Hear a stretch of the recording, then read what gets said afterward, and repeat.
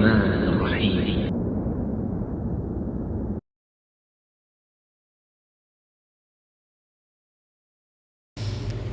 تاکہ اللہ عز و جل یہ دیکھ لے تم میں سے بہترین عمل کون کرتا ہے. تو پشاور سے آگے ایک پیر سیفی کے نام سے پیر کرنٹ شاہ، وہ انگلی سے اشارہ کرتا ہے، واللہ میرے پاس سی ڈی ریاض میں موجود ہے، انگلی سے اشارہ کرتا ہے، پورے مجمع کو کرنٹ لگ جاتا ہے، سب ناچتے ہیں. ہمارے حضرت تھے، ہمارے پیر صاحب تھے، ہمارے شیخ صاحب تھے، 40 سال تک کنویں کے اندر الٹے لٹک کے ذکر کرتے رہے. ارے بھائی طاہر القادری صاحب کی سی ڈی میرے پاس آئی، طاہر القادری صاحب اپنے ہاتھ سے ڈانس کر رہے ہیں اور صوفی پورے ثوب پہنی ہوئی ترکی کے آئے ہوئے باقاعدہ میوزک چل رہا ہے اور وہ وجد میں آ کر ڈانس کر رہے ہیں. اعمال تو بہت ہے.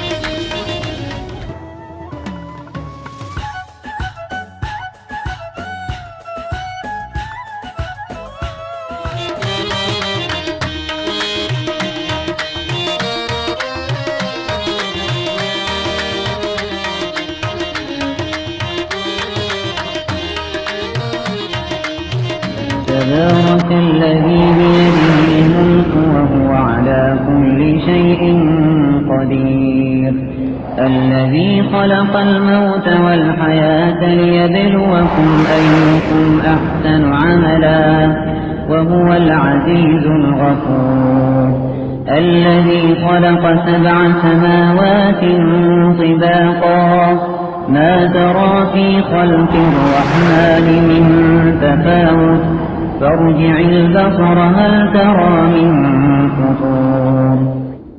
اسی نے موت اور زندگی کو پیدا کیا تاکہ تمہاری آزمائش کرے کہ تم میں کون اچھے کام کرتا ہے، اور وہ زبردست اور بخشنے والا ہے.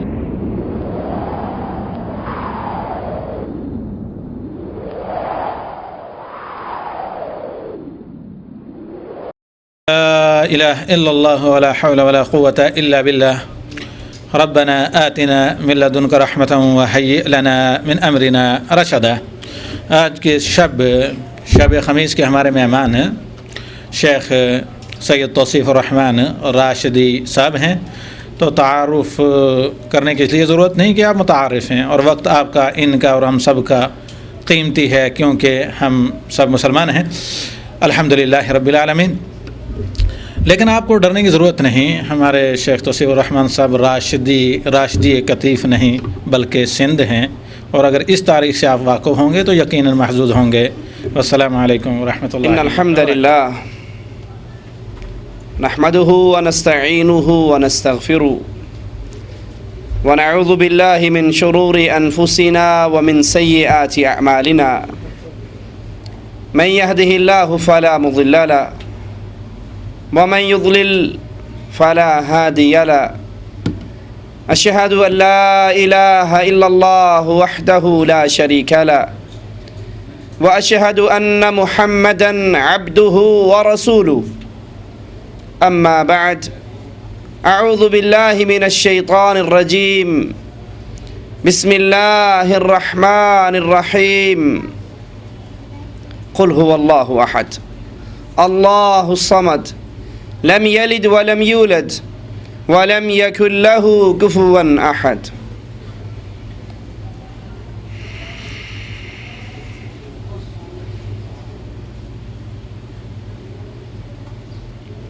ہماری یہ زندگی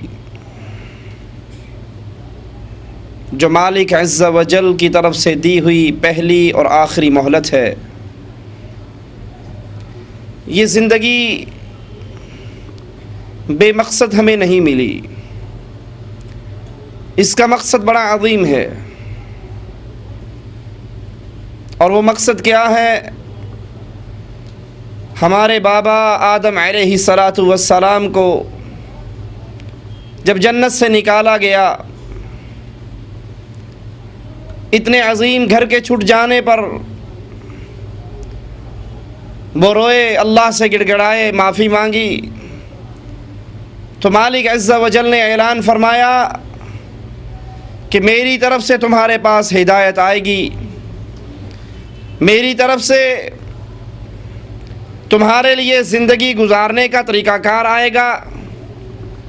جو اس کے مطابق زندگی گزارتا رہا وہ واپس اسی جنت کے اندر داخل ہوگا۔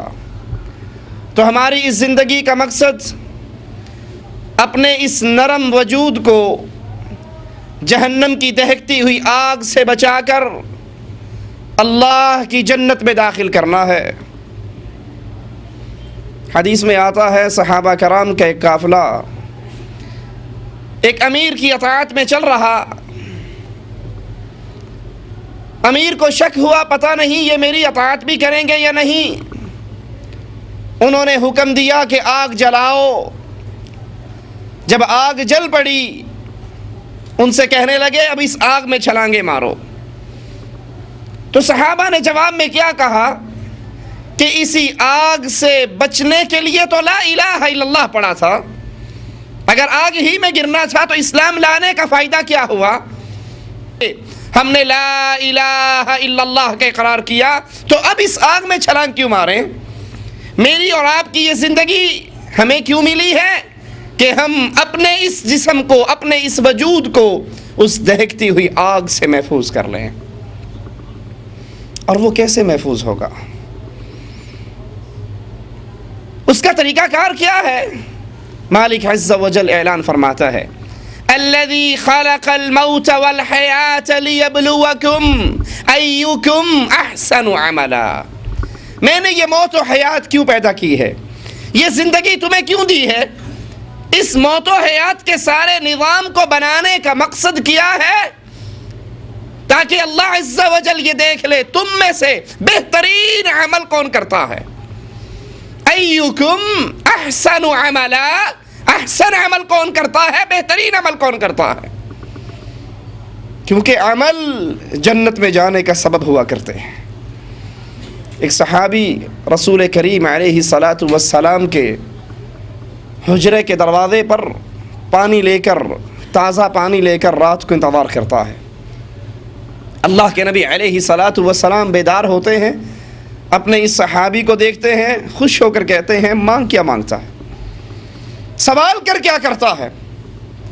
اور یہ نبی علیہ الصلاۃ والسلام وہ ذات ہے وما ينطق عن الهوى، جو اپنی مرضی سے کلام نہیں کرتے، اپنے دل سے بات نہیں کرتے۔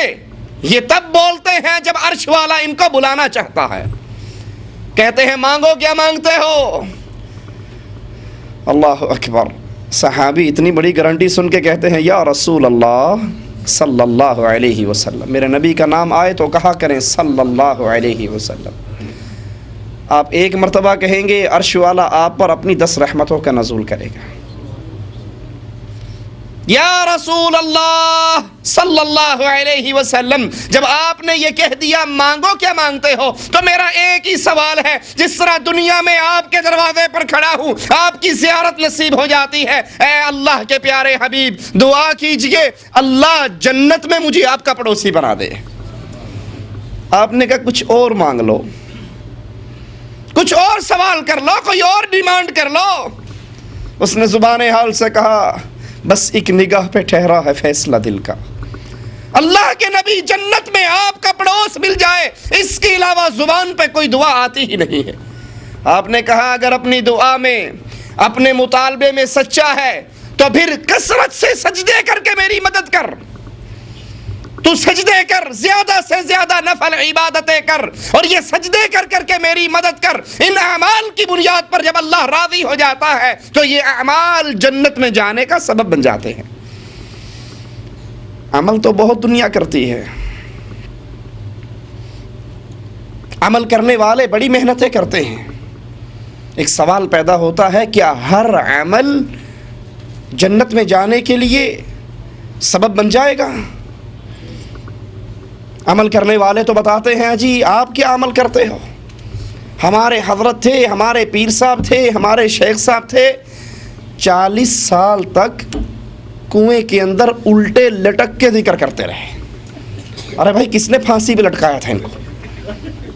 ایک عمل کرنے والا اٹھتا ہے جی آپ کیا عمل کرتے ہو؟ ہمارے فلاں بابا جی جو تھے وہ دریا میں ایک ٹانگ پر کھڑے ہو کر انہوں نے چلا کاٹا تھا۔ کبھی آپ نے دیکھا ہے دریا میں ایک ٹانگ پہ کون کھڑا ہوتا ہے؟ جو دریائی علاقوں میں رہنے والے بھائی ہیں انہوں نے دیکھا ہوگا پانی کے اندر ایک جانور ہے جو ایک ٹانگ اٹھا کر اور سر نیچے ڈال کے کھڑا ہوتا ہے۔ یہ بگلے کی عبادت تمہارے دل میں کس نے لگا دی؟ عمل کرنے والوں کے پاس سٹاک ہے عملوں کا، بستر کندھے پر ہے، نکل رہے ہیں، کہاں جا رہے ہو؟ اجی 1 سال کے لیے جماعت کے ساتھ جا رہا ہوں۔ ارے بھائی یہ پیچھے بیوی ہے، بچے ہیں، آل اولاد ہے، ان کا کیا؟ اللہ وارث ہے، میں تو سال کے لیے نکل رہا ہوں۔ وہ کون سے اعمال ہیں جو جنت میں جانے کا سبب بنیں گے؟ وہ کس قسم کی اعمال ہیں جو اللہ کے دربار میں قبولیت کا شرف پائیں گے؟ اعمال تو بہت ہیں، کوئی اندھیرے کر کے، لائٹیں بند کر کے الا اللہ کی ضربیں مار رہا ہے، سر سے ٹکرے مار رہا ہے۔ ابھی پچھلے ہفتے میں ایک سی ڈی دیکھ رہا، ہمارے پشاور کا علاقہ ہے، تو پشاور سے آگے ایک پیر سیفی کے نام سے، پیر کرنٹ شاہ، وہ انگلی سے اشارہ کرتا ہے، واللہ میرے پاس سی ڈی ریاض میں موجود ہے، انگلی سے اشارہ کرتا ہے، پورے مجمع کو کرنٹ لگ جاتا ہے، سب ناچتے ہیں۔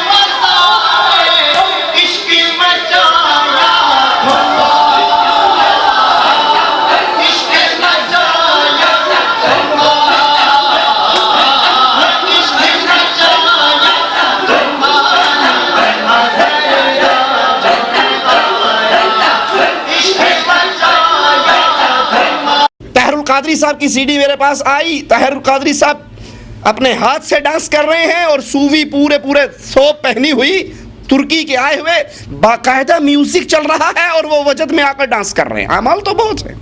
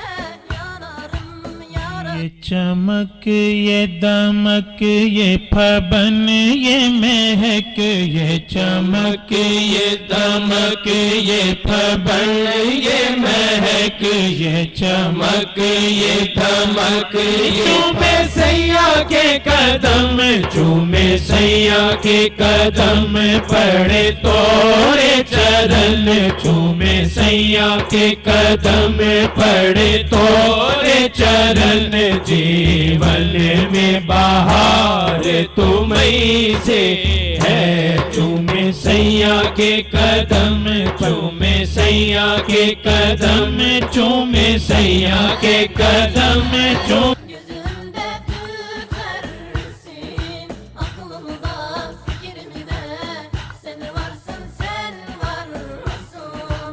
Medine, Medine, gözümde tütersin.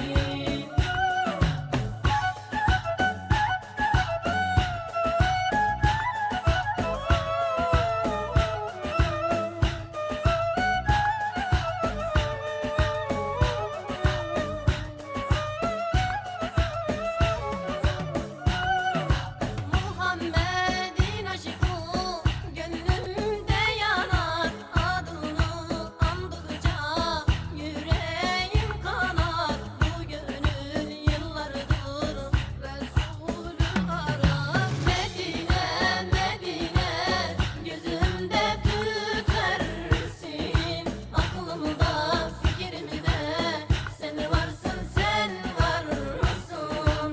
Medine, Medine, gözümde tütersin.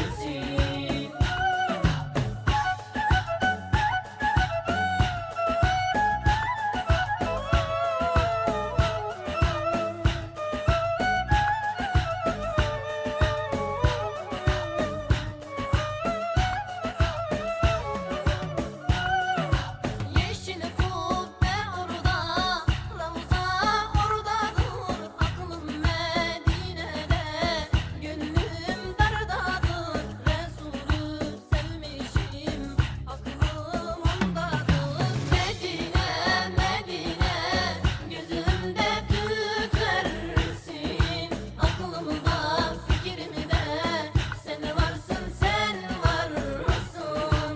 Medine, Medine, gözümde tütersin.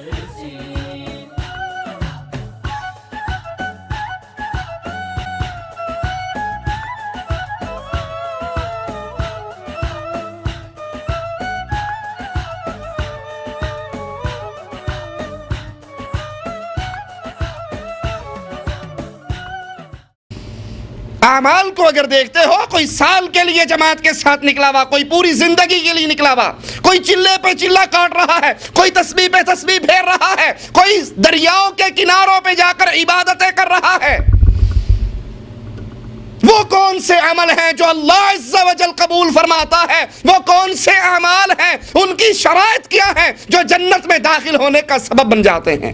جس کے لیے مالک کہتا ہے الذی خلق الموت والحیات لیبلوکم ایکم احسن عملا، تم میں احسن عمل کون کرتا ہے؟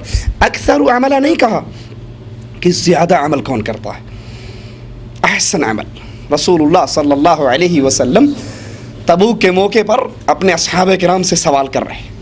ایک صحابی نے سوچا میرے پاس تو کچھ بھی نہیں، میں کیا دوں اللہ نام کا؟ ایک یہودی کے پاس کہتے ہیں، جاتے ہیں اور کہتے ہیں مجھ سے کوئی کام لے لے اور کچھ کھجوریں مجھے دے دے۔ وہ کہتا ہے ٹھیک ہے، تم ہمارے کھیت میں کھجوروں کو پانی دے دو اور اس کے بدلے 1 سا کھجوریں تمہیں مل جائیں گی۔ ساری رات یہ صحابی کنویں سے ڈول نکالتے ہیں اور اس کی کھجوروں کے درختوں کو پانی دیتے ہیں، صبح کو وہ 1 سا کھجوریں دیتے ہیں۔ یہ صحابی اللہ کی رضا کے لیے آدھی کھجوریں اللہ نام کے لیے نکال لیتے ہیں، آدھی اپنے بال بچوں کے لیے رکھ لیتے ہیں۔ رسول اللہ صلی اللہ علیہ وسلم کی عدالت میں آتا ہے اللہ اس کھجوروں کے ڈھیر کو اتنی قبولیت کا شرف عطا کرتا ہے کہ سارے ڈھیر سے بلندی اس کو مل جاتی ہے۔ وہ کون سے عمل ہیں جو اللہ کے دربار میں قبول ہو؟ ان اعمال کی شرائط کیا ہے؟ رسول اللہ صلی اللہ علیہ وسلم فرماتے ہیں آج ایک آدمی نے اللہ نام پر 1 درہم دیا، اللہ نام پہ کتنے درہم دیے؟ اور ایک نے 1,00,000 درہم دیے.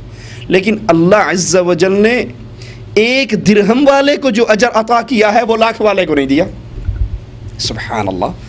صحابہ کہتے ہیں یا رسول اللہ 1 درہم والے کو جو اجر ملا ہے وہ 1,00,000 والے کو نہیں ملا؟ کہا نہیں، کثرت عمل مراد نہیں، وہ عمل جو اللہ کے دربار میں قبول ہو جائے. اللہ مال کے اعمال کے ڈھیر کو نہیں دیکھا کرتا، اللہ دلوں کی نیت کو دیکھا کرتا ہے. جس نے 1 درہم دیا تھا اس کی کل کائنات 2 درہم تھی، اور جس نے 1,00,000 دیا تھا وہ کروڑوں کا مالک تھا. تو جس نے 1 درہم دیا اس نے تو آدھی سلطنت دے دی.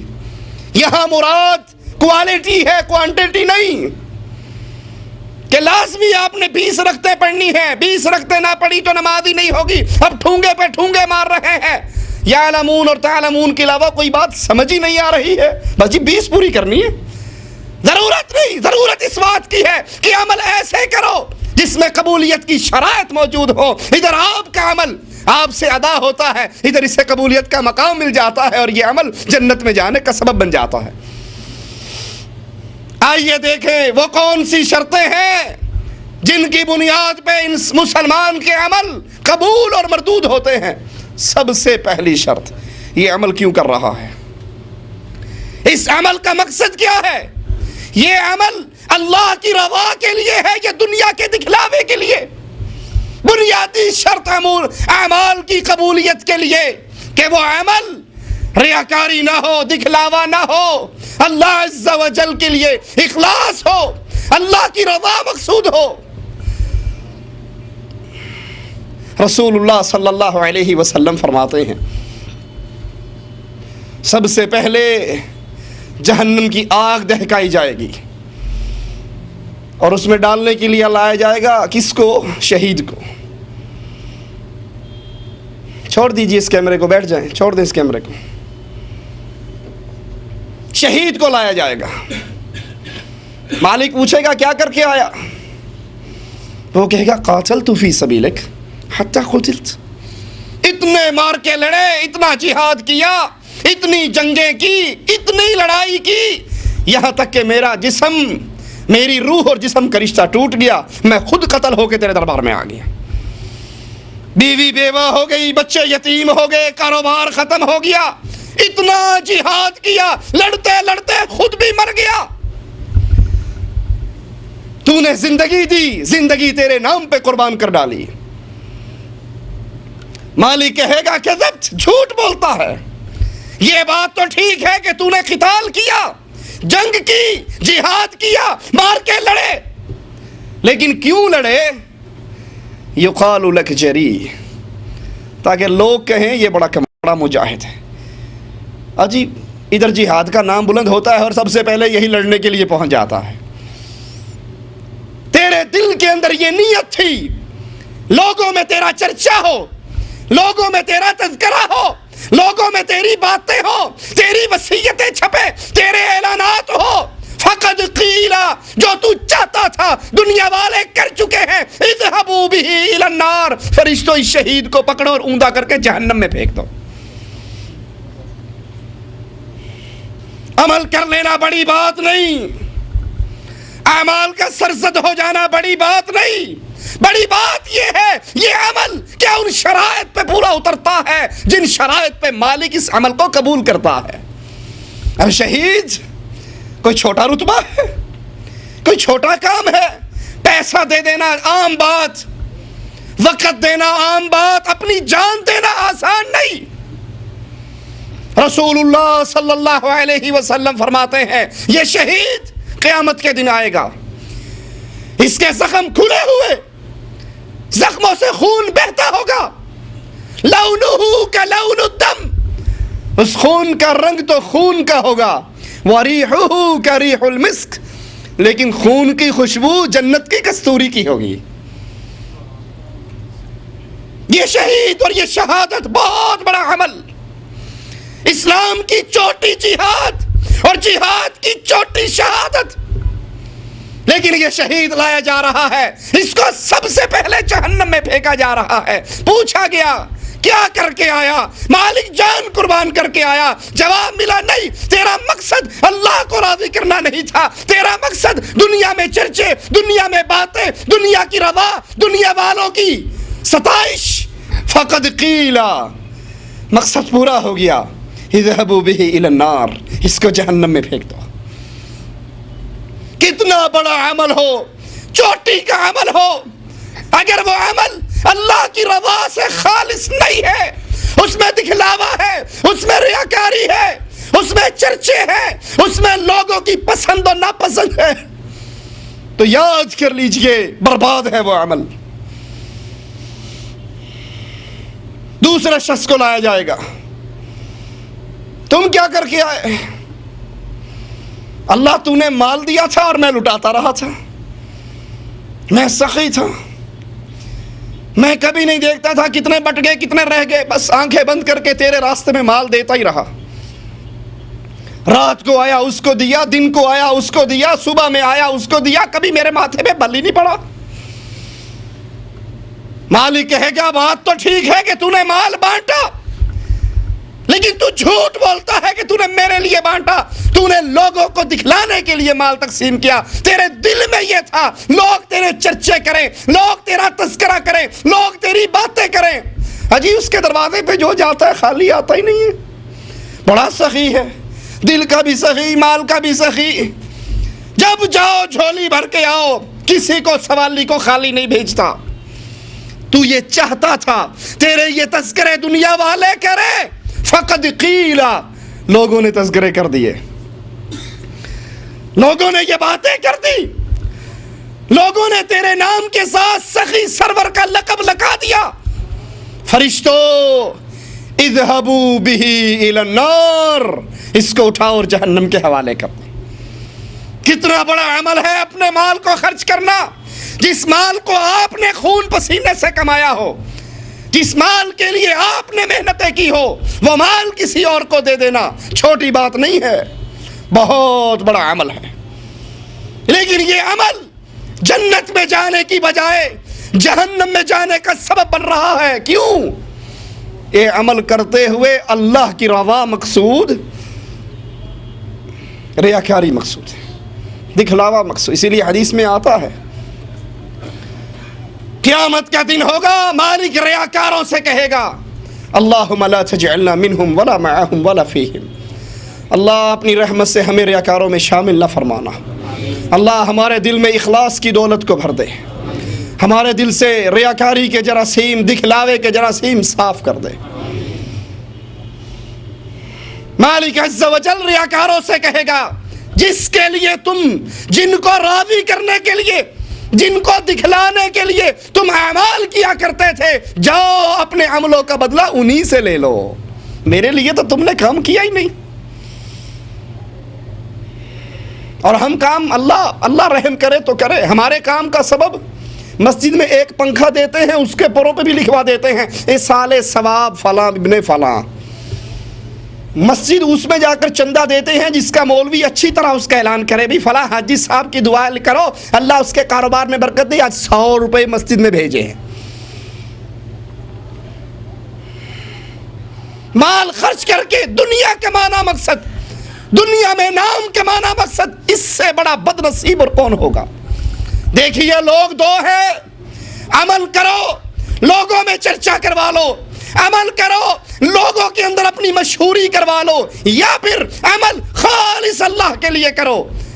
رسول اللہ صلی اللہ علیہ وسلم فرماتے ہیں مالک جس سے محبت کرتا ہے اس کا نام جبرائیل کو بتاتا ہے، اے جبرائیل فلاں ابن فلاں میرا محبوب بن چکا ہے، اللہ ان خوش نصیبوں میں ہمیں بھی شامل فرما لے اپنی رحمت سے جن سے تو محبت کرتا ہے۔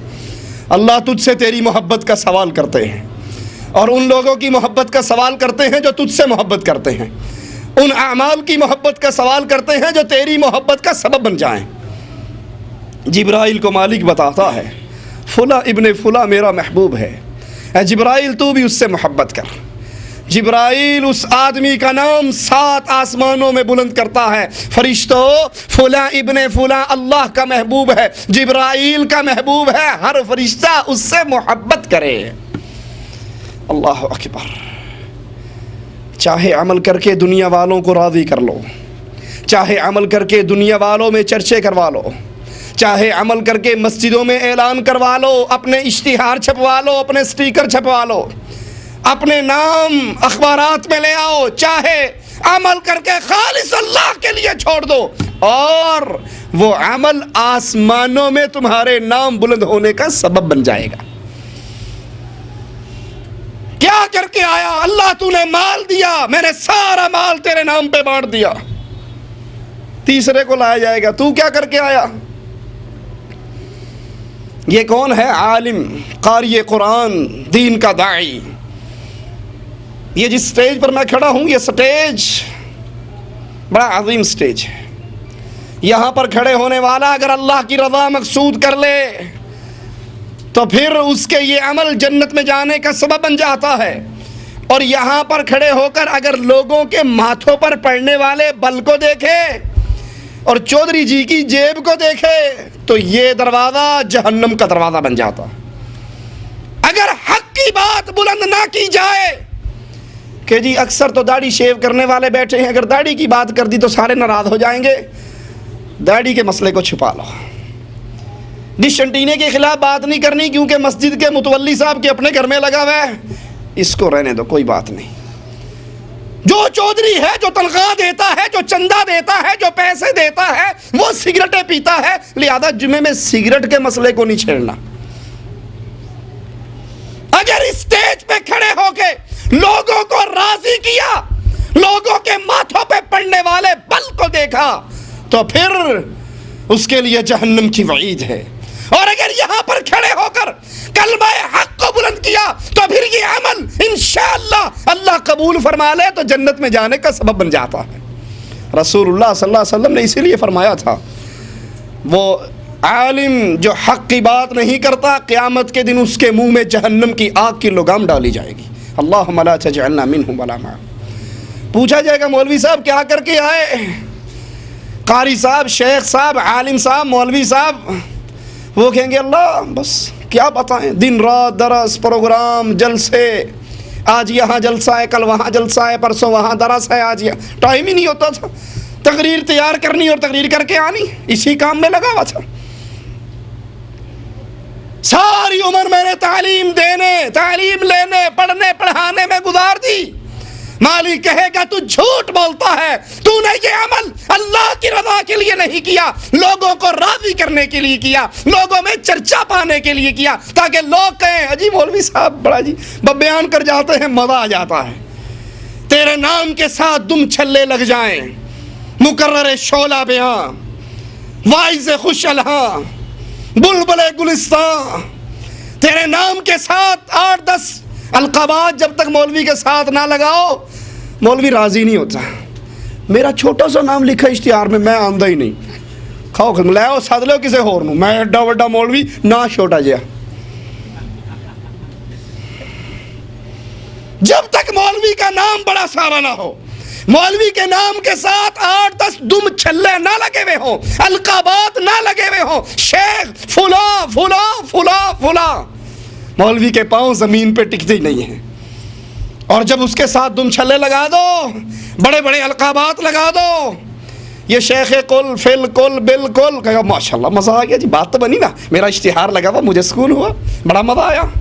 اگر یہ تقریر ہے, اگر یہ درس, یہ تبلیغ ہے لوگوں کو راضی کرنے کے لیے, دنیا میں نام کمانے کے لیے, دنیا والوں کو خوش کرنے کے لیے, اپنے نام کا چرچا کرنے کے لیے, تو سنو مالک اعلان کرے گا اذهبوا به الى النار. تو جھوٹ بولتا ہے کہ تو نے تبلیغ میری رضا کے لیے کی, تیرا مقصد یہ تھا لوگ تیرا چرچا کریں, لوگوں نے کر دیا, اٹھاؤ اس کو جہنم کے حوالے کر دو.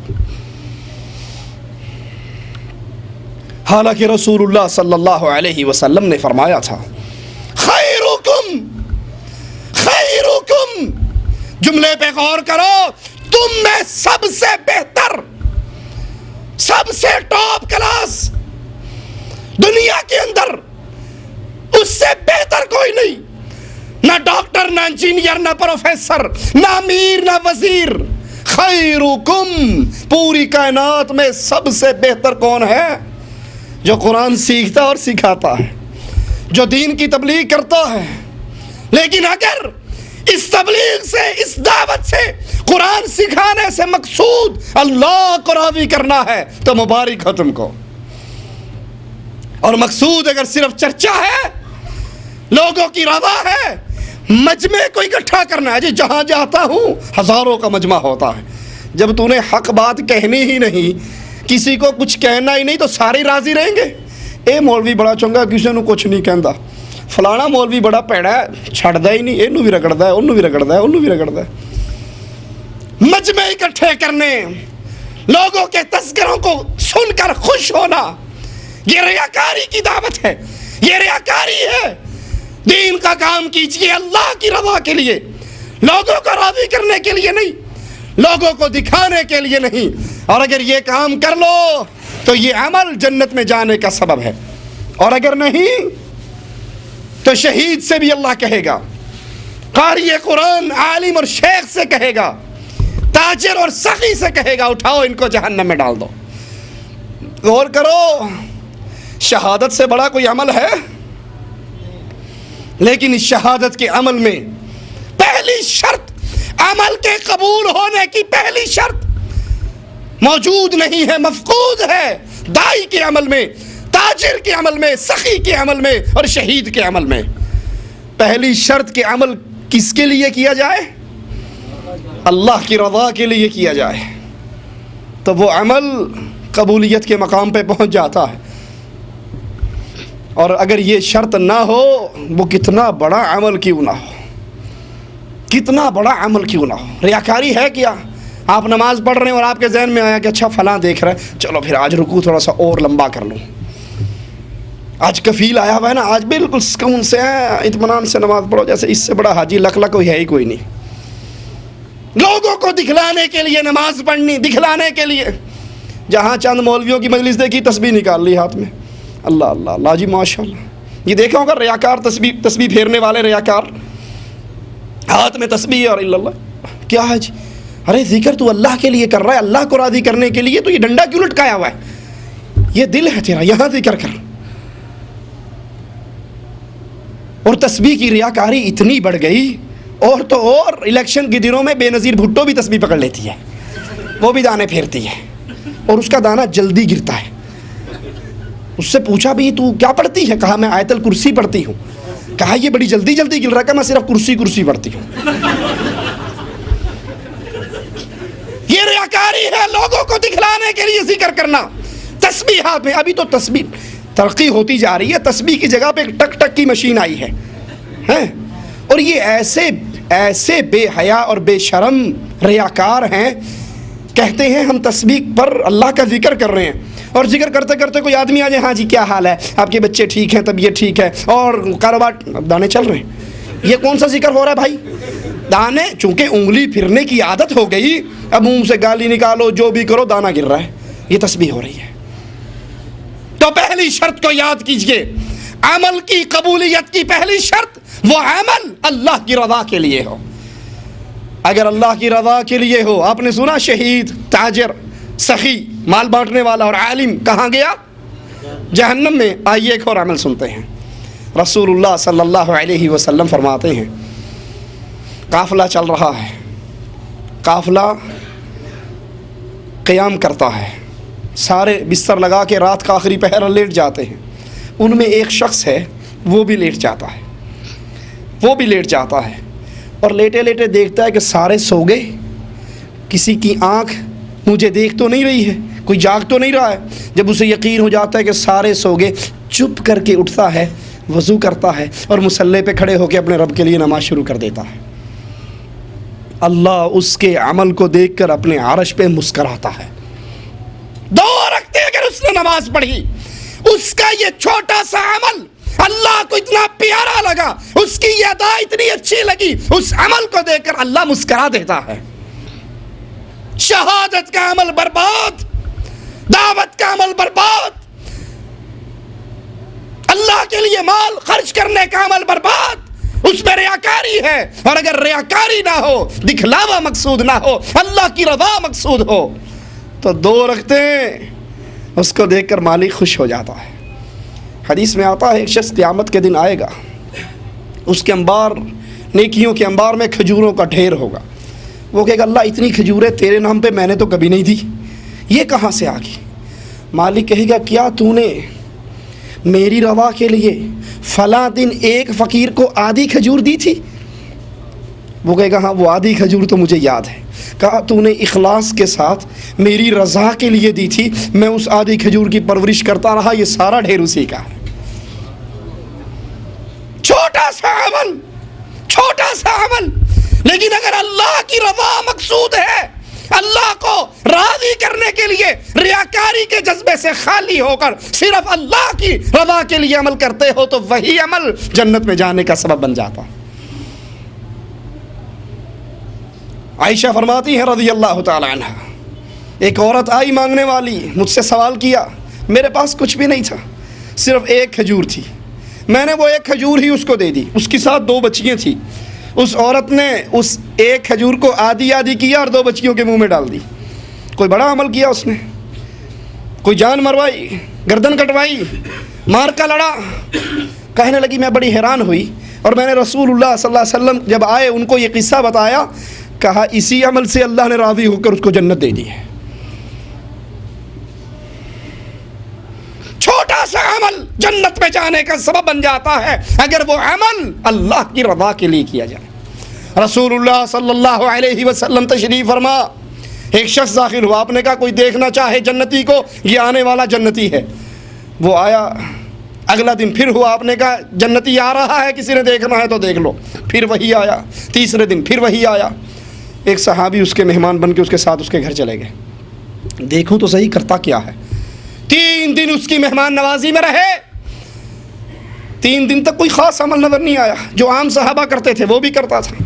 چلنے لگے تو کہا اصل بات یہ ہے کہ میں نے رسول اللہ صلی اللہ علیہ وسلم سے تیرے لیے جنت کی خوشخبری سنی تھی, میں دیکھنے آیا تھا تو کیا سپیشل عمل کرتا ہے. کہنے لگا میں کوئی خاص عمل مجھے تو یاد نہیں ایسا, ہاں ایک عمل ہے.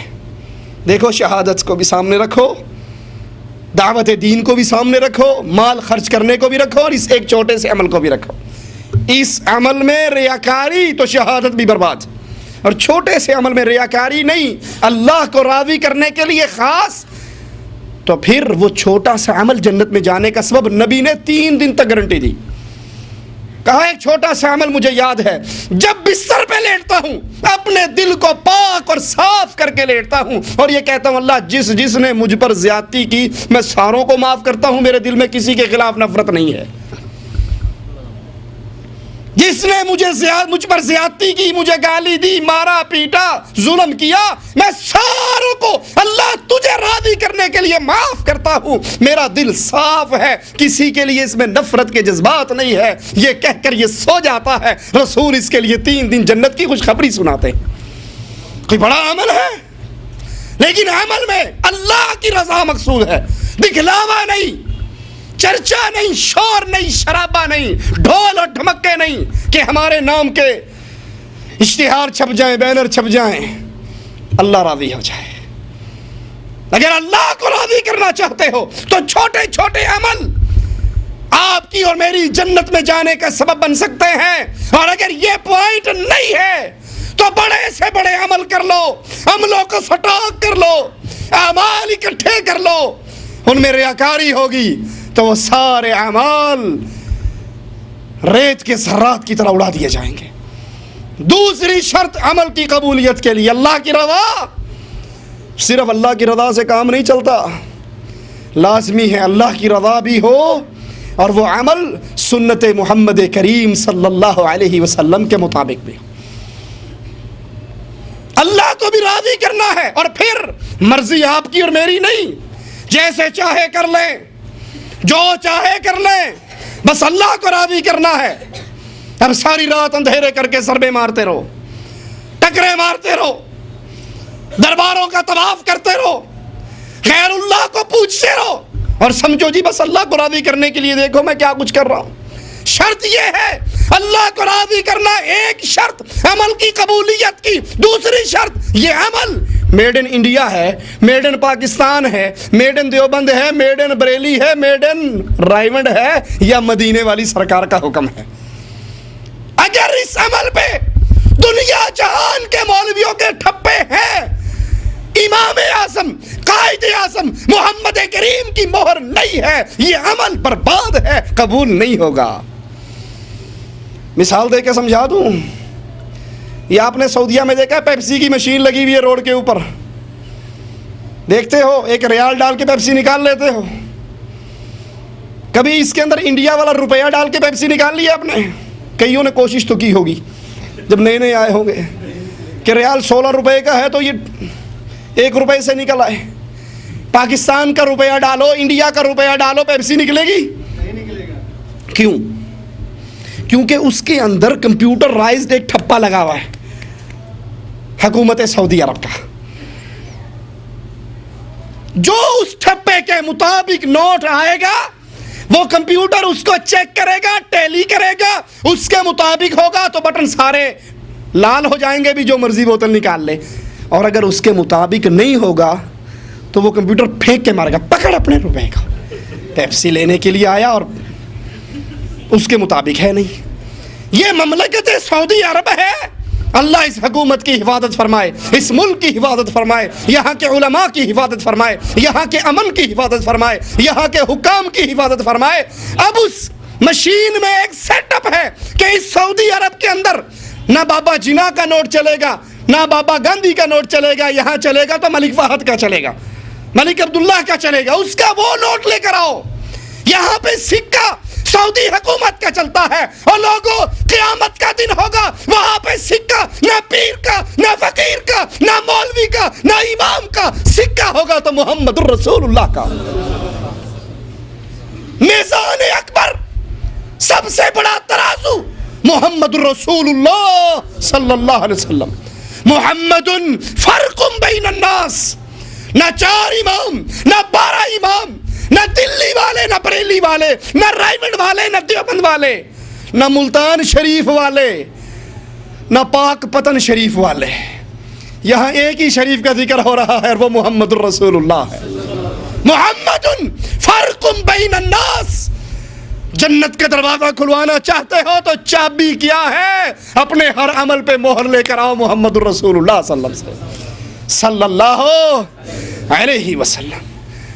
عمل کی قبولیت کی دوسری شرط, آپ کا وہ عمل اپنی مرضی سے ہے, پیر کی مرضی سے ہے, شیخ کی مرضی سے ہے, امام کی مرضی سے ہے, یا امام الانبیاء محمد کی مرضی سے ہے صلی اللہ علیہ وسلم. اگر نبی کی مرضی ہے تو چھوٹا سا عمل بھی کافی ہے, اللہ قبول کر لے. اور اگر نبی کی مرضی نہیں, نبی کی مہر نہیں, نبی کا موافقہ نہیں, اعمال کا ڈھیر لگا لو, یہ ریت کے ذرات کی طرح اڑا دیے جائیں گے. آئیے آپ کو مثال سناتا ہوں. حدیث میں آتا ہے رسول اللہ صلی اللہ علیہ وسلم نے ایک صحابی کو دیکھا جو کافی کمزور ہو گئے. پوچھا کیا بات ہے, اتنا کمزور کیوں ہو گیا؟ سننا, جی یہ پتہ نہیں وہابڑے کیا کہتے رہتے ہیں, کھانا سامنے رکھ کے قرآن پڑھ لیا جائے تو کیا حرج ہے, کھجور کی گٹھلیوں پہ آیت کریمہ کا ورد کرا لیا جائے تو کیا حرج ہے, قرآن خوانی کروا کے درویش کا منہ بھر کے اس سارے ثواب کو بلٹی مردے کے نام کر دیا جائے تو کیا حرج ہے, قبر پہ کھڑے ہو کے اذان دے لی جائے تو کیا حرج ہے, قبر پہ کھڑے ہو کے سورت یاسین پڑھ لی جائے تو کیا حرج ہے؟ حرج کیا ہے؟ حرج یہ ہے جن اعمال کا ذکر کر رہے ہو یہ عمل محمد کریم نے نہیں کیے, اس سے بڑا بھی کوئی حرج ہوگا؟ پوچھتے ہیں کیا بات ہے, کمزور کیوں ہے؟ 3واں 9واں 10واں 7واں 40واں کل برسی شبرات, کنڈے کروانے والوں اپنے ایمان کا کنڈا نہ کرواؤ. ہر عمل سے پہلے دیکھو میرے نبی نے کیا ہے یا نہیں, ڈھکوسلے نہیں چلیں گے.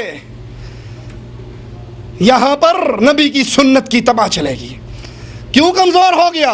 کہتا یا رسول اللہ صلی اللہ علیہ وسلم کئی سال گزر گئے مستقل روزہ رکھ رہا ہوں, मुस्तकिल कौन?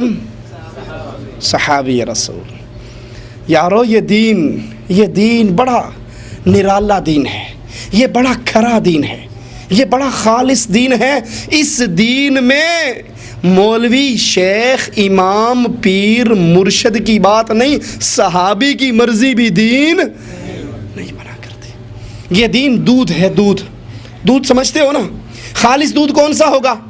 जो भैंस के थन से निकाला जाए, हैं? उस दूध को कहते हैं खालिस दूध। जो भैंस के थन से धार निकल रही है, खालिस है।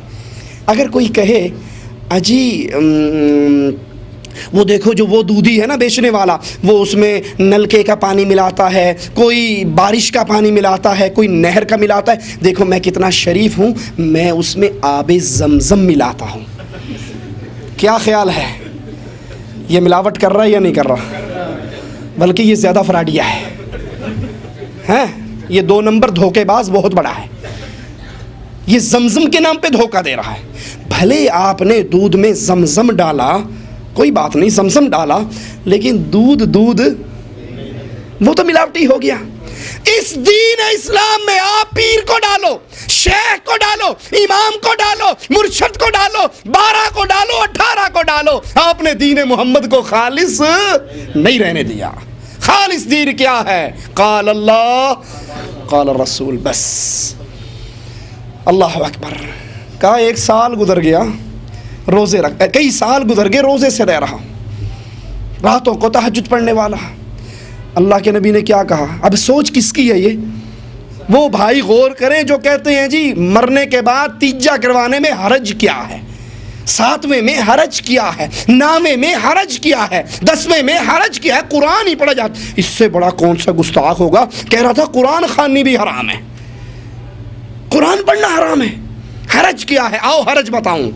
सहाबी कहते हैं कई साल गुजर गए मुस्तकिल रोज़े रख रहा हूं। अल्लाह के नबी ने फरमाया मा साम मन साम दहर, जिसने हमेशा रोज़ा रखा उसका एक रोज़ा भी अल्लाह कबूल नहीं करेगा। अल्लाह अकबर। ये दीन पंचायत का नाम नहीं है कि बैठ के मशवरा करके जो चंगा लगे वो मान के दीन बना लीजिए। ये पंचायत नहीं है, ये अल्लाह का उतारा हुआ दीन है। फरमाया तूने मुस्तकिल रोजे रख रहा है, और सुन ले जो मुस्तकिल रोजा रखता है अल्लाह उसका एक रोजा भी कबूल नहीं करता। तूने जमाने भर के रोजे रखे, अल्लाह की रज़ा मौजूद है रोज़ों में किसकी रज़ा है? अल्लाह की। लेकिन सुन्नत मोहम्मद करीम की मोहर नहीं है, सारी उम्र के रोज़े बर्बाद हो गए। और इसके बदले में रसूलुल्लाह सल्लल्लाहु अलैहि वसल्लम फरमाते हैं, हालांकि ये रोज़ा अमल कितना अजीम है, अल्लाह के प्यारे हबीब ने फरमाया जो एक रोज़ा अल्लाह के लिए रख लेता है, कितने रोज़े? एक रोज़ा, अल्लाह उसके चेहरे को जहन्नम से 70 साल दूर कर देता है। जो एक रोज़ा अल्लाह की रज़ा के लिए रख ले, रसूलुल्लाह सल्लल्लाहु अलैहि वसल्लम फरमाते हैं ये जहन्नम से इतना दूर हो जाता है जैसे कव्वे का बच्चा पैदा होते ही परवाज शुरू कर दे, उड़ता रहे सारी उम्र उड़ता रहे यहाँ तक के मर जाए। जितनी ये सफ़र तय करेगा, एक रोज़ा रखने से अल्लाह इसको जहन्नम से इतना दूर कर देगा। लेकिन जब वो रोज़ा मुहम्मदी रोज़ा ना हो तो सारी उम्र के रोज़े बर्बाद। और इसके मुकाबले पे अगर सुन्नत रसूल मौजूद हो तो अल्लाह के नबी फरमाते हैं जो रमज़ान के रोज़े रखे और शव्वाल के 6 रोज़े रख ले, वो ऐसे है जैसे उसने उम्र भर के रोज़े रख लिए। अल्लाह अकबर।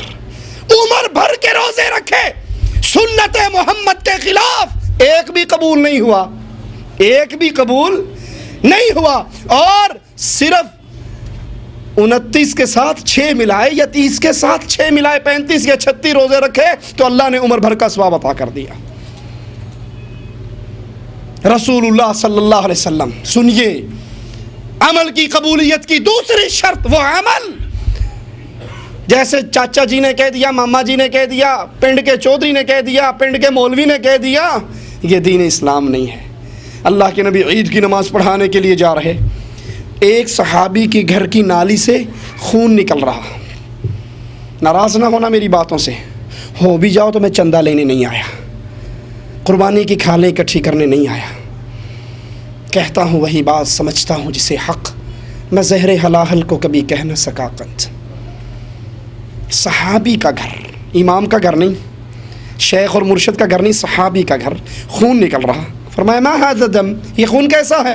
کہتے ہیں یا رسول اللہ صلی اللہ علیہ وسلم، آج میں نے قربانی عید کی نماز سے پہلے کر لی، عید کی نماز سے پہلے ہی قربانی کر لی۔ کیوں؟ ہم نماز پڑھ کے آتے تھے، پھر قربانی کرتے تھے، پھر گوشت بنتا تھا، پھر فقیروں غریبوں میں جایا کرتا تھا، بڑا ٹائم لگ جاتا تھا۔ میں نے سوچا آج کیوں نہ قربانی عید کی نماز سے پہلے کر لیں تاکہ گوشت بنا کے رکھ لوں اور آتے ہی سب سے پہلے میرا گوشت غریبوں کے گھر میں جائے۔ سوچو نیت اچھی ہے یا بری؟ کیوں جی، نیت کیسی ہے؟ کس کی ہے؟ شیخ صاحب کی؟ مولوی صاحب کی؟ اس کی جس کے بارے میں نبی نے کہا تھا جس نے مجھے حالت ایمان میں دیکھ لیا اللہ جنت واجب کر دیتا ہے۔ فرمایا میرے صحابی تیری قربانی، ہائے ہائے تیری قربانی نہیں ہوئی۔ حرج کیا ہے؟ سوچ تو اچھی ہے، ارادہ تو اچھا ہے، کنڈے کرنے والوں تمہاری سوچ تو اچھی ہے، حسین کے نام پہ سبیل لگانے والوں سوچ تو اچھی ہے، تیجا نامہ دسواں کرنے والوں سوچ تو اچھی ہے، لیکن یہ سوچ اگر اچھی ہوتی تو محمد پہلے بتا دیتے، اور جو محمد نے نہیں بتائی وہ اچھی ہو سکتی صلی اللہ علیہ وسلم۔ فرمایا صحابی تیری قربانی نہیں ہوئی، قربانی کرنی ہے تو محمد کے طریقے پہ چلنا پڑے گا صلی اللہ علیہ وسلم۔ حج کا سفر اللہ کے نبی آ رہے، ایک صحابی گر کے بے ہوش ہو گئے، لوگوں نے سایہ کیا ہوا، پوچھا یہ کیا ہے؟ کہا یہ جب مدینے سے چلا تھا اس نے تبھی نیت کی تھی کہ حج کا سفر ہے، نبی کا ساتھ ہے۔ کتنا مبارک سفر ہے، کتنا مبارک سفر ہے، اتنا مبارک سفر۔ ایک حاجی اللہ کے نبی کے ساتھ حج کے سفر میں گر کے فوت ہو گیا، رسول اللہ صلی اللہ علیہ وسلم نے فرمایا اس کو کفن انہی حج کے احرام کی چادروں میں ہی دے دو، اس کو خوشبو نہ لگانا، اس کا سر نہ ڈھانپنا، ویسے ہی دفن کر دو، قیامت کے دن آئے گا اپنی قبر سے نکلے گا لبیک اللہم لبیک کا ترانہ گاتا ہوا آئے گا۔ اتنا عظیم سفر، اور یہ بے ہوش پڑا ہے۔ کہا کیا بات ہے؟ کہا جب مدینے سے چلا تھا نیت کی تھی حج کا سفر ہے، سواری نہیں کروں گا، پیدل چلوں گا، کھانا نہیں کھاؤں گا، بھوکا رہوں گا، پانی نہیں پیوں گا، پیاسا رہوں گا اور ساری مصیبتوں پہ صبر کروں گا، صبر کرنے سے اللہ راضی ہو جائے گا، اللہ ثواب دے گا۔ حج کا سفر ہے، نبی کا ساتھ ہے، اب برداشت سے باہر ہو گیا اور بے ہوش ہو گیا۔ آپ نے فرمایا اسے اٹھاؤ، اس کو اٹھاؤ اور اس کو سناؤ تیرے ان اعمال کا محمد کے دین سے کوئی تعلق نہیں ہے۔ جب تک عمل کے اندر مہر محمدی نہ ہو، وہ نماز ہو، روزہ ہو، حج ہو، نکاح ہو، طلاق ہو، جہاد ہو، صدقہ و خیرات ہو، کوئی عمل لے لیجئے، اگر اللہ کی رضا ہے لیکن محمد کریم کی مہر نہیں ہے وہ عمل برباد ہے۔ علی نے ایک نمازی کو نماز پڑھتے ہوئے دیکھا عیدگاہ کے اندر، کہنے لگے نمازی یہ نماز یہ عید سے پہلے 2 رکھتے ہیں عیدگاہ میں جو پڑھ رہا ہے تیری بربادی کا سبب بن جائیں گی۔ کہنے لگا علی نماز اللہ واسطے ایڈا اوکھا فتویٰ کیوں لانا ہے؟ میں تو اللہ کے لیے نماز پڑھ رہا ہوں۔ کہا اس لیے کہ عیدگاہ میں رسول اللہ صلی اللہ علیہ وسلم نے عید سے پہلے کوئی نماز نہیں پڑھی۔ وہ ہمارا جواب وہاں مل رہا ہے، سنیے ذرا۔ کہتا ٹھیک ہے اللہ کے نبی نے نہیں پڑھی، میں نے پڑھ لی، گانا تو نہیں کٹیاں، قرآن ہی پڑھیا، ذکر ہی کیتا، اللہ نے یاد کیتا، قصور کی حرج کیا ہے؟ کہا تو محمد کریم سے بڑھ کر اللہ سے ڈرنے والا آ گیا، جو عمل نبی نہیں کرتے تو کون ہوتا ہے کرنے والا؟ حرج کیا ہے؟ حرج یہ ہے وہ عمل برباد ہوگا جس عمل میں محمد کی مہر نہ ہو صلی اللہ علیہ وسلم۔ اپنے اعمال کو رک کر دیکھو، غور کرو، چلے لگانے والوں، شب جمعہ منانے والوں، 4 مہینے کے لیے گھروں سے نکل جانے والوں، 1 سال اور ساری عمر لگانے والوں، کیا یہ طریقہ محمد کا ہے صلی اللہ علیہ وسلم؟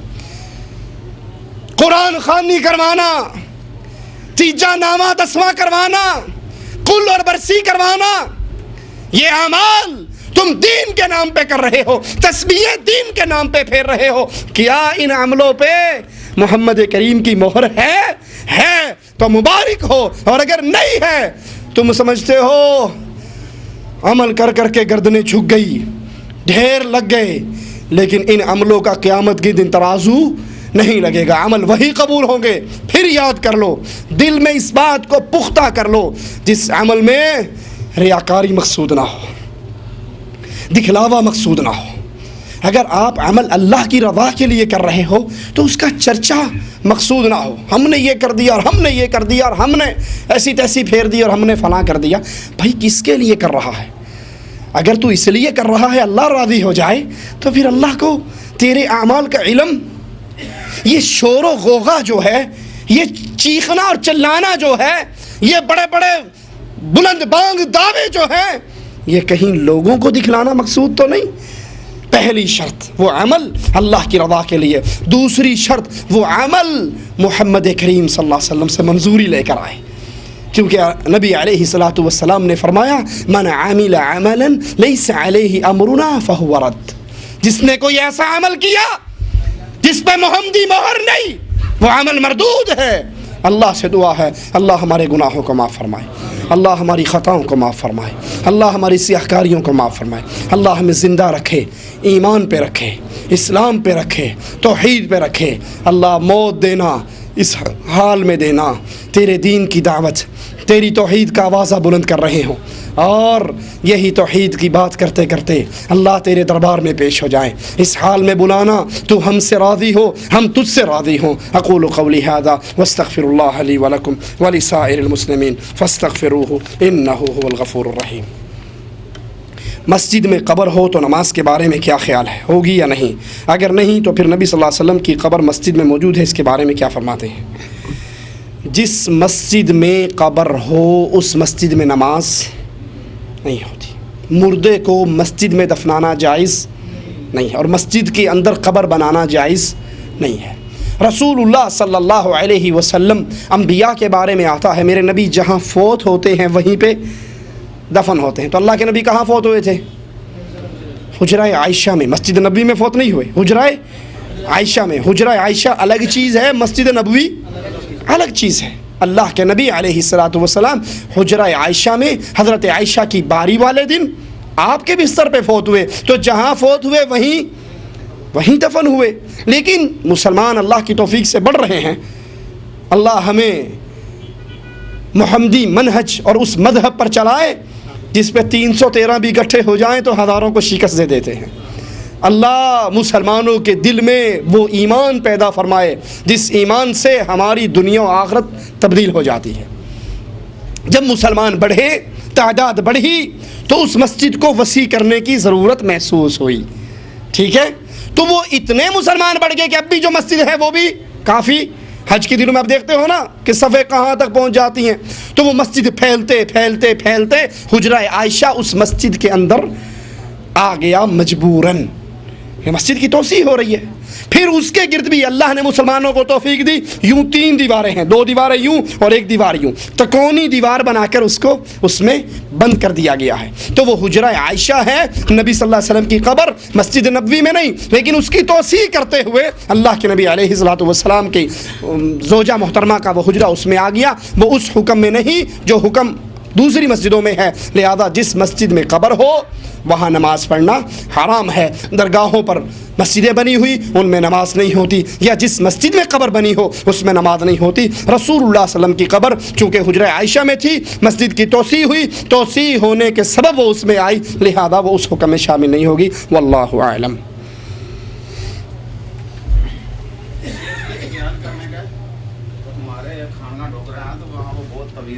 मौलवी था, वो बहुत चर्चा होता था उसका। अभी तवीज़ बना के तो अभी लोगों ने बनाया, अभी जब मरा है ना तो एक आँख खोल के भी देख रहा था तो हंस भी रहा था। मैं उसको बयान करता, देखना का सारी उम्र तो ये नबी सल्लल्लाहु अलैहि वसल्लम की सुन्नत से बाहर चल रहा है। 100-150 तो हर वक्त इतना मजमा, इतने से भी ज़्यादा औरतें उधर बैठी रहती थी तवीज़ कराने वाली नंगे मुँह से। अभी उसका वहीं से ही हुजरा बन गया और तकरीबन 1 लाख से ऊपर उसके टाइलें लगाई हुई हैं। तो अभी इतना बड़ा संदूक लगाया, उधर पैसे गले डाल रहे, क्या ये शरीयत के ख़िलाफ़ नहीं? भाई ने सवाल किया है कि हमारे यहाँ पंजाब के एक इलाके में शेखपुरा के करीब एक खानका डोगरा में एक तावीज़ फरोश तावीज़ लिखा करता था, और वो मर गया, और जब मर गया मरने के बावजूद उसकी एक आँख खुली हुई थी और हंस रहा था। ٹھیک ہے. اور اب اس کا بہت بڑا دربار بن گیا, اس پہ ٹائلیں لگ گئی اور چندے کا بہت بڑا غلہ لگ گیا اور دکانداری شروع ہو گئی. پہلی بات تو یہ تعویذ فروشی ہی حرام ہے.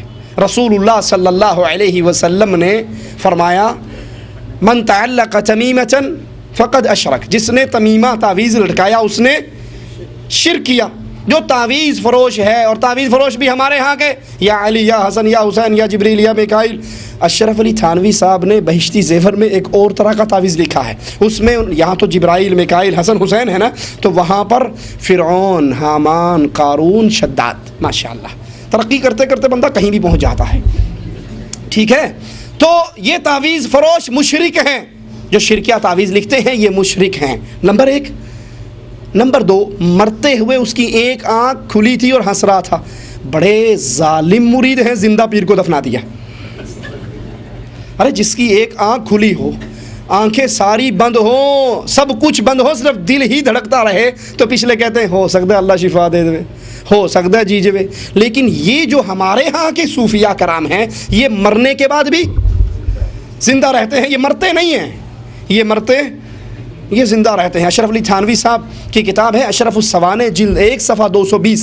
اس پہ وہ اپنے پردادا کا واقعہ لکھتے ہیں کہ ہمارے پردادا جا رہے تھے اور راستے میں حملہ ہو گیا, ڈاکوؤں نے مار دیا, پیٹ دیا, کاٹ دیا, سارے مر گئے. ادھر مر گئے, ادھر جب رات ہوئی تو وہ پردادا مٹھائی کا ڈبہ لے کے ہماری دادی اماں کے پاس پہنچ گئے. سبحان اللہ. اور کہا کسی کو نہ بتانا, اور اگر تم کسی کو نہیں بتاؤ گی تو یہ مٹھائی کا ڈبہ لاتا رہوں گا اور آتا رہوں گا. صبح اس نے وعدہ کر لیا نہیں بتاتی. صبح جب ہوئی تو بیگم صاحبہ کو خیال ہوا کہ گھر میں مرد کوئی ہے نہیں, لوگ مٹھائی کھاتے بچوں کو جب دیکھیں گے تو کتنی باتیں بنائیں گے. انہوں نے کہا بھائی وہ اشرف علی تھانوی کا دادا آیا تھا. تھانوی صاحب کہتے ہیں اس کے بعد ہمارا دادا پھر کبھی نہیں آیا. یہ مر بھی جاتے ہیں اور پھر بھی زندہ رہتے ہیں. مولوی زکریا صاحب فضائل صدقات میں لکھتے ہیں کہ ایک آئے کہا جی مرنے کی جگہ, انہوں نے کہا اندر آ, کھلی جگہ مر جا. وہ آیا, طواف کیا, نماز پڑھی, لیٹا, مر گیا. مرنے کے بعد جب میں نے نہلایا, یاد کرنا, نہلایا, کفنایا, دہلایا, آرام سے پڑا رہا جی میں جو کرنا کر لا, میں تو لمحہ پہ. جب قبر میں رکھا, انگوٹھا پکڑ لیا, آنکھیں کھول دی, میں گدگدی کر دی ہوگی یا چٹکی کاٹ لی ہوگی. کہا حضرت آپ سید جی زندہ ہو؟ کہا میں زندہ ہوں, اللہ کا عاشق زندہ ہی رہتا ہے, ہمارے لیے موت نہیں, اسی کرایہ دار ہیں, مکان بدل دے انہیں صرف. یہ عجیب مردے ہیں, مرنے کے بعد بھی زندہ رہتے ہیں. اور میرے محمد کریم صلی اللہ علیہ وسلم کی وفات پر فاطمہ نے کہا تھا واہ بچا اے میرے بابا, جنتوں کی طرف آپ چلے گئے. کہا جابر وہ جگر تمہارا, وہ دل کہاں سے آیا کہ تم نے اپنے نبی کے جسم مبارک پر مٹی ڈال دی؟ کہا ہم نے راضی خوشی نہیں ڈالی, ہم تو مجبور ہیں اس اسلام کے اندر. تو یہ ڈرامہ بازی اور جھوٹ اور دھوکے دہی ہے کہ وہ مرنے کے بعد بھی باتیں کرتا رہا. تو پھر تم گستاخ ہو, ہم گستاخ نہیں ہیں پیروں کے کہ زندوں کو دفنا دیتے ہو. ہمارے ہاں تو مردوں کو دفنایا جاتا ہے, زندوں کو نہیں.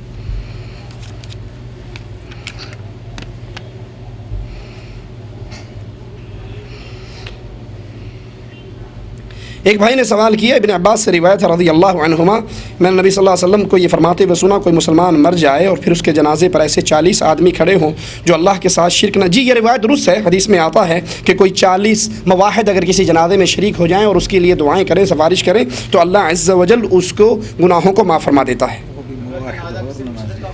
جنازہ مشرف لتر پہن کے گم, شرط یہ ہے مرنے والا مواحد ہو, مرنے والا خواجہ کا بندہ نہ ہو, غریب نواز کا بندہ نہ ہو, وہ اللہ کا بندہ ہو, حجویری کو داتا کہنے والا نہ ہو, یا علی مدد کے نعرے لگانے والا نہ ہو, اور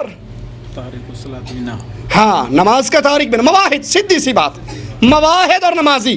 بے نماز بھی مواحد, اجی مولوی صاحب اسی بڑے پکے مواحد ہیں, فجر دی نماز کدی بھی نہیں پڑھی, چٹا توتا یا کافر. جو نماز جماعت سے نہیں پڑھتا یا نمازیں نہیں پڑھتا, ٹھیک ہے, نماز کا تارک ہے, وہ درباروں پہ جائے نہ جائے, نماز چھوڑنا ہی کفر و شرک ہے, اس کا جنازہ جائز نہیں. مشرک کا جنازہ, مواحد ہے, مواحدوں کی بات کرتے ہو, امام المواحدین نے رئیس المنافقین کا جنازہ پڑھا یا نہیں پڑھا؟ رب نے کیا کہا؟ ایک باری نہیں 70 باری بھی کہیں گا تو میں نو نہیں بخشنا. اور جی کی کریے سورا سی ہے تو مشرک سی ہے تو سورا سی. اگر کسی مشرک کے جنازے کی نماز پڑھنے کے لیے آپ چلے جاؤ, یہ آپ کی بربادی ہے. مثال دے کے سمجھاؤں, آپ نے اپنے گھر میں کھانے کے لیے دسترخوان لگایا, اپنے باپ کو بلایا اور باپ کے دشمن کو بھی بلا لیا. اللہ کے لیے اعلیٰ مثال سمجھانے کے لیے عرض ہے. پیو دا دشمن بھی ہوتے ہی تو پیو بھی ہوتے ہی.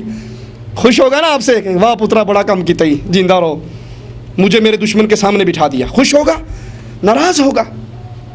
جس کے لیے مغفرت کا سوال کرنے جا رہے ہو یہ تو اللہ کا دشمن ہے. تم اللہ کے دشمن کی سفارش کرنے جاؤ گے تو تم خود رب کو کیا منہ دکھاؤ گے؟ مواحد کے لیے جائز نہیں, اس کا باپ ہو, چچا ہو, ماموں ہو, خالو ہو, اگر وہ مشرک مرے گدھے کی طرح اس کو اٹھا کر ریت میں دبا دیا جائے, اس کا جنازہ مواحد کو پڑھنا جائز نہیں ہے. قرآن پاک میں اللہ تعالیٰ فرماتا ہے ماں کے پیٹ میں کیا ہے اللہ جانتا ہے, لیکن آج کل ڈاکٹر جھوٹے دعوے کرتے ہیں کہ وہ بھی جانتے ہیں. ارے بھائی ڈاکٹر الٹرا ساؤنڈ کر کے بتاتے ہیں نا کہ لڑکا ہے یہ لڑکی, وہ بھی ان کا ایک اندازہ ہے. تو الٹرا ساؤنڈ ایک وسیلہ ہے پیٹ تک پہنچنے کا. مالک بغیر کسی وسیلے کے جانتا ہے نطفہ قرار پکڑنے سے پہلے کہ میں نے لڑکی دینی ہے لڑکا. الٹرا ساؤنڈ کے لمبے جھنجھٹوں میں کیوں پڑتے ہو؟ پیٹ پہ چھری مار کے بچہ نکال کے دیکھ لو, پتہ لگ جائے گا. وسیلہ ہے, بغیر وسائل کے, بغیر کوئی ذریعہ استعمال کیے. کون جانتا ہے؟ اللہ. اشرف علی تھانوی صاحب لکھتے ہیں ارواح ثلاثہ میں, ہمارے عبداللہ خان کے پاس تعویذ لینے کے لیے کوئی آتا, وہ تعویذ دیتے ہی کہتے تھے تیرے گھر تی ہوئے گی, تیرے گھر منڈا ہوئے گا, جو کہتے وہی ہوتا. پوچھا گیا یہ آپ کیسے بتا دیتے ہو؟ کہا کیا کروں, بچے کی تصویر سامنے آ جاتی ہے, پوری مشین ہی الٹرا ساؤنڈ دی لگی ہے, بچے کی تصویر سامنے آ جاتی ہے. ارے اللہ کہتا ہے ما فی الارحام, ماں کے پیٹوں میں کیا ہے سوائے اللہ کے کوئی نہیں جانتا. یہ شرک کرنے والے اور شرک کے دعوے دار ہیں. جس خوشبو میں الکوہل ملا ہو کیا وہ خوشبو اپنے لباس پہ لگا سکتے ہیں؟ کیا الکوہل والا خوشبو لگا کر نماز ادا کرنے میں کوئی حرج ہے؟ مسئلہ اختلافی ہے, لیکن الکوہل حرام ہے میرے علم کے مطابق. الکوہل حرام ہے, ناپاک نہیں ہے, ناپاک نہیں ہے. اگر یہ ناپاک ہو تو کپڑوں پہ لگانا جائز نہیں, یہ ناپاک نہیں, حرام ہے. اب اللہ عالم اختلافی مسئلہ ہے, لیکن ہمارے علم کے مطابق چونکہ یہ ناپاک نہیں ہے, اگر ناپاک ہونے کی دلیل مل جائے پھر تو کپڑے پلیت ہو کے نہیں لگائیں گے, لیکن وہ پینا حرام ہے, ناپاک نہیں ہے, اس لیے کپڑے پہ لگا ہو تو کوئی حرج نہیں. واللہ عالم.